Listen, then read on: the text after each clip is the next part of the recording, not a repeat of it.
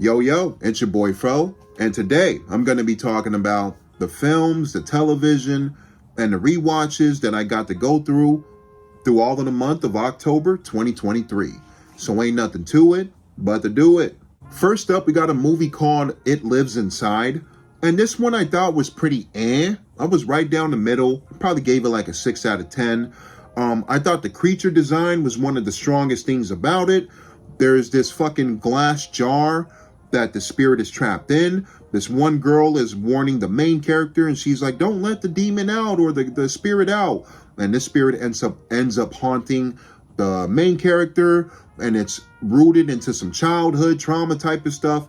It was pretty forgettable. Caught it in the theater. It was one ear out the other. But the creature design near the end was pretty cool, and there are some cool shots where we just see the eyes in the dark looking at the main character. I'm a sucker for those shots, but overall, 6 out of 10. Next up, we got the 2023 film The Kill Room, starring Uma Thurman and Samuel L. Jackson. And I thought overall, this one was really forgettable too. It was confusing all over the place, really slow. The pacing was pretty bad. And I didn't care for this one. Like, I didn't love it, but I didn't hate it. And I wanted to love it. There was an aspect of me that wanted to appreciate the reunion from Samuel L. Jackson and Uma Thurman. They previously worked together in Pulp Fiction. But in this one, they do have one or two scenes here, and I would say that was probably the highlight of the film, having to see them act together again. But I think it started off pretty strong in the first 10 minutes or so, and then it just started to crash. And I was like, nah, I'm not a fan. Next up, we got the new addition to the VHS franchise, 1985. Now, I did enjoy this one quite a bit more than the previous installment. I found myself liking the stories a bit more than the past maybe 2 or 3 films. But it's not perfect. There's still moments that I don't love, and there was a subplot that was very confusing to me that I had to find out later after I finished the film. And I didn't love the way that they did it anyway. And I did like the wraparound story with the humanoid that's taking over the little boy to use him as a host. I thought that one was pretty creepy. So yeah, VHS 85. If you want further thoughts, check out my review on the channel. Next movie we got coming up is The Nun II. Now, this was another film that I didn't care for. I saw this one at the theater. I thought the cinematography was fantastic. Some shots were gorgeous looking, and I love the old-time setting of France. So those things were my highlights. Didn't care for the acting.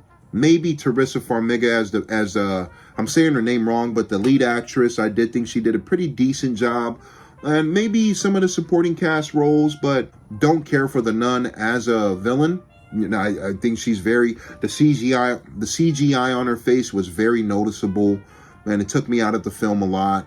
Didn't care too much for the kills. This wasn't my cup of tea. All right, next up, Gran Turismo. This was a movie that I enjoyed. I enjoyed the acting. I enjoyed the car sequences, the racing sequences. The plot reminded me of an underdog Rocky story going on kind of thing, which the screenwriter was inspired by, one of the inspirations for this film. So I love that aspect to the film. We follow a guy who's never raced before in his life. He's one of the top players in the world, but he's never gotten into an actual race car. So he has a whole team behind him cheering him on. And honestly, I really enjoyed this film. I thought this was a very feel-good movie. Maybe I would have cut down the pacing a bit. I would have cut out maybe a few scenes. I did feel it was a little bit overlong at some parts, but the finale was fantastic to me. And I ended up walking away with this film with about an 8.5 out of 10, which really surprised me. So I caught a new film on Netflix called The Conference. The cover of the poster of the film was catching my attention. But overall, it's a European slasher movie. It's also a satire and a commentary on how the corporate industry is and how the workers are, how bumbling they can be, etc. And I thought it was okay. It was a little bit forgettable for me, but some kills were pretty fun. Some kills were underwhelming. It was like 1 hour and 39, but I felt the pacing was a little bit slow. It was okay. Maybe like a 6.5 out of 10 for FRO.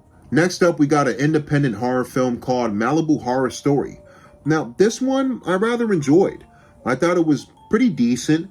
It's a mix between a found footage film and a news coverage mystery thriller kind of flick when they're looking for this group of college students, I believe, from the top of my head, and they go missing when they go searching for one of these caves. I'll probably do a future review on it someday, but overall, I like the film, and it surprised me quite a bit. Next up, we got a film that I never got to see ever, and this one is The Descent Part 2. Now, I am a fan of the first Descent. I think it's rather done well. The claustrophobic feeling, the creature designs, the blood and the gore, the direction, the characters, I really like. I enjoy the first Descent. Part 2 is not great in my opinion, but there are some things that I do like about it. Some of the kills, some of the bloody and gory moments are still here, and the claustrophobia is still present, but that magic to the first film is not shown in the second. And it took about 4 or 5 years after the first one, but it has the soul of a quick cash grab in my opinion. Again, there are 1 or 2, 3 things I do like, but it doesn't hold a candle to the first film in my opinion. And for the last film out of my first time watches, I'm landing with a pretty bland and disappointing flick, Chernobyl Diaries. This was another one I never saw in theaters when it came out. I just let it kind of zoom by and it flew over my head. But I saw this for free on one of the platforms. I can't remember if it was Paramount, one of them. And I was like, yo, why not? Give it a shot. I saw the 5.0 rating on IMDb, so I knew it might not have been great, but there was just something about it telling me to watch it. Like the overall idea of these tourists getting trapped in Chernobyl, I thought could have been really cool, and you could have done way more with that idea. I personally don't mind the acting. I don't think anybody's really bad in the film, but overall, it's just another forgettable flick. Moving on to my rewatches, I'm going to zoom by a little bit because it's a lot that I saw in October, but starting with The Descent Part 1, which I just described, I really like this one. I have a good time with this flick. It's really dark and moody and fucked up, but I like this one a lot. There's a weird 2003 movie called Undead that's a mix between a zombie and an alien sci-fi flick thing going on. It's not great. I used to like it as a kid way more, but rewatching it recently, I'm like, man, this movie aged like milk. The acting is bad for the most part. Some funny moments from some characters, but the gunfights are pretty bad. The special effects are horrible. That looks like they were made with like Microsoft Paint type of shit. But yeah, Undead, I used to love this one. Rewatching it didn't age well for me. Silver Bullet with Corey Haim. I really love this movie. This was my favorite watch I've ever had with this one. I saw it first when I was 12, and I remember enjoying it, but it was one I never went back to. So rewatching it as an adult, I had a great fucking time. Gary Busey steals the show. I love the design on the werewolves. Some of the kills when they pop off are pretty brutal. And the humor from Gary Busey and the silver bullet wheelchair that Gary Busey builds for Corey Haim's character, I just love it all. This movie kicks ass. I highly recommend. I'm going to do a future review on Silver Bullet. Next up, Friday the 13th, the original, and Part 2. Now, in my opinion, this is all personal. On this rewatch, Friday the 13th, the original, did not hold up well. And it's just from my personal viewing. I thought the acting was really wonky. The writing was a little bit weird. 1 or 2 or 3 kills are great. Kevin Bacon's character's kill was awesome. But for the most part, everything felt pretty wonky. I thought the pacing was pretty slow for an hour and 29 film. It should have breezed by for me, but I thought it was rather slow, especially when we get to the 47-minute mark or around there. Betsy Palmer does have a pretty good performance as Mrs. Voorhees, but even there are moments that are pretty cringy or very over the top. Part 2 I enjoy more. The wheelchair kill alone is fucking fantastic. The creepy altar with Mrs. Voorhees' head at the end is very unnerving and disturbing. The characters are a bit more likable. The writing is a bit more fun. Part 2 to me is a better film. And again, just personally. Day Shift with Jamie Foxx. Now I know people hated this one when it came out, but I enjoyed this movie even more on my second watch. I liked this movie when it first came out last year. People were not rocking with it. It was very mixed. They were like, yo, they thought it was corny, cheesy. But I'm like, yo, I really like this one. Like, I thought the vampires were fun. The action and the stunt choreography, the fight coordination was pretty fun to look at. Really cool gadgets and gadgets with the weapons. Snoop Dogg surprisingly kicks ass. Jamie Foxx is a lot of fun to watch as this vampire hunter. I recommend Day Shift. And if you guys don't like it, I understand, because the villain of this film is the weakest part of the whole fucking movie. The villain is like this female, creepy, old, ancient vampire, El Rey, I think. And she's not great. She's the weakest link of the fucking movie, the villain.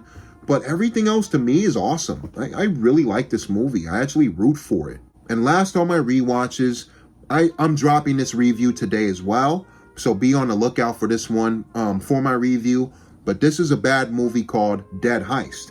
It doesn't know if it wants to be a zombie movie or a vampire film. It strangely stars Big Daddy Kane and E40. E40's in it for like 5 or 10 minutes out of the whole movie. He does not fight one single vampire, even though he's on the fucking poster. And Bone Crusher's also on the poster, but he's in it for 2 seconds, not fighting any vampires. And when these zombies or whatever pop up, we literally have 30 minutes left in the film. So, and it's only an hour and 16. It's a very short movie. If you want to watch it, it's terrible. It's on crackle.com. But check out my review. Check out my review. I'm having a good time tearing it apart in the review. Now, moving on to the television I saw, I got to watch the remaining 3 episodes for season 1, Walking Dead Daryl Dixon. I was disappointed with episode 3. It wasn't my cup of tea. I thought it was rather slow. But when we get to episode 4, I left with about a 9 out of 10. Episode 5 was about an 8 out of 10. And episode 6 was about a 9.5 out of 10. I thought we ended rather strongly. Now, I know some people weren't really rocking with this show because of the religious themes that are presented. And I can see why if you guys think it's a bit pandering at times. But definitely, I can see that. But I thought the action in the show when it pops up was rather badass. I do like Daryl Dixon as a main character. It's pretty cool to see him get upgraded to the lead role. And it's cool to see Daryl talk a bit more too. Just enough. Like, Daryl's known for being a more quieter guy, but when he talks, it's meaningful. We get to learn a couple things about Daryl's backstory, his abusive childhood, etc. The music that he was growing up listening to. And we're introduced to some new characters that I found likable. Now, if anybody remembers this dumbass show called Wipeout, they recently put it back up on Netflix. And FRO is a fan of this fucking show. It's so stupid.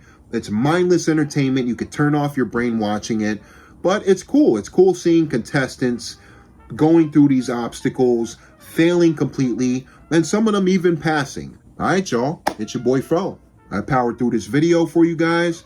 Hope you all enjoyed. And don't forget, subscribe if you want to hear more FRO nerdy talk. And check out all my other content on my channel when you get the chance. I appreciate y'all. Peace.